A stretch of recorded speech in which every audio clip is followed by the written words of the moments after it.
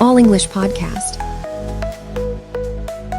Hello, everyone, and welcome to All English Podcast. Today, we're going to talk about something very important, something that affects every person in every country. Today, we talk about air pollution, what it is, why it happens, how it affects our health, and what we can do to reduce it. I'm Sarah, and I will guide you through everything in a simple and friendly way.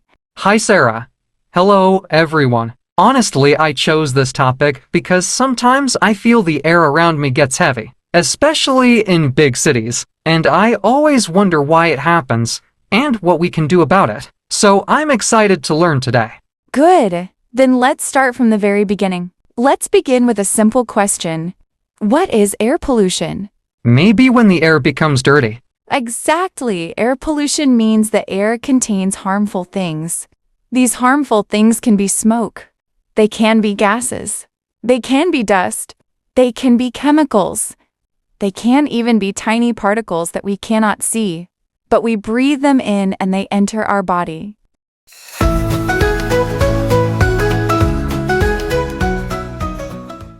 Let's talk about the main causes of air pollution. The first cause, vehicles, cars, buses, motorcycles, trucks, all of them burn fuel. When fuel burns, it creates harmful gases like carbon monoxide and nitrogen oxides. These gases mix with the air and make it polluted. So every time we drive a car, we add pollution to the air. Yes, that's why cities with many cars often have very bad air quality, especially during rush hours. The second cause is factories. Many factories release smoke and chemicals into the air. These chemicals mix with the atmosphere and create pollution. So industries also make the air dirty. Exactly. The third cause is burning trash. In many places, people burn garbage. This creates toxic smoke. This smoke is extremely dangerous for the lungs.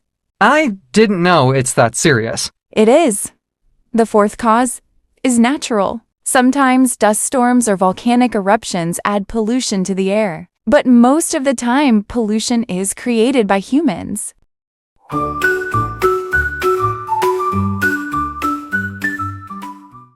Now let's talk about what pollution does to our health. When we breathe polluted air for a long time, several things can happen: headaches, coughing, difficulty breathing, lung diseases, heart problems, and even cancer. That sounds scary. I feel worried now. You don't need to panic. Learning about it helps us protect ourselves. For example, children and older people are more sensitive. People with asthma also suffer more on polluted days. So the more pollution we breathe, the more health risks we face. Exactly. Sarah, let me ask something fun. If pollution had a personality, what would it be like? Good question.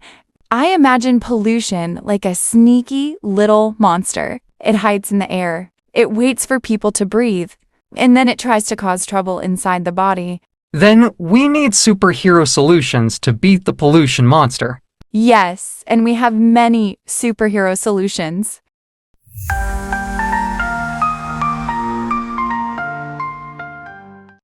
The first solution is very simple.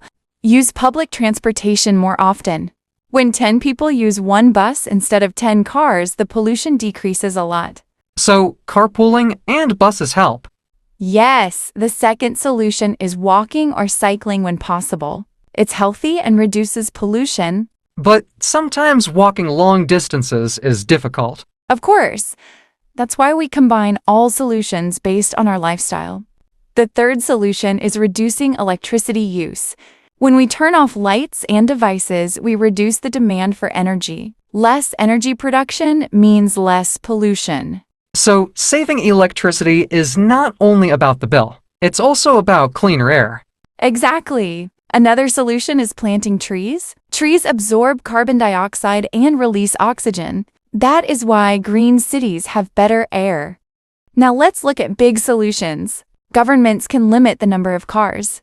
They can support electric cars. They can force factories to use clean technology. They can create more green parks. So it's not only our job. Governments also play a big role. Yes, and finally, countries must work together. Because pollution travels, air does not stop at borders.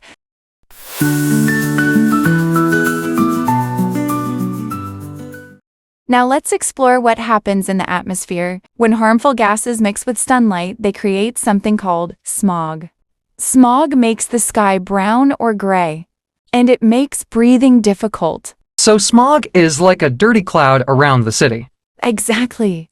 There are also tiny particles called particulate matter. These particles are so small that they go deep into the lungs. Some even enter the blood. That's shocking. Let me tell you a real story. A city once had so much pollution that people couldn't see across the street. Schools closed. Hospitals became full. After that event, the government made strict rules and pollution became much lower. So action works. Yes, when people and governments work together, the air becomes cleaner. Let me give listeners simple actions they can start today. Use a reusable bag. Walk short distances. Turn off unused lights. Avoid burning trash.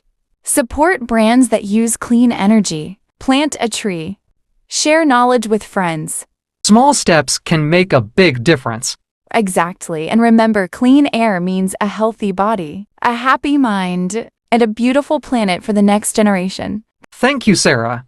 I learned a lot today, and I hope listeners enjoyed this episode. Thank you everyone for listening to this podcast about air pollution. Stay healthy and take care of the air around you.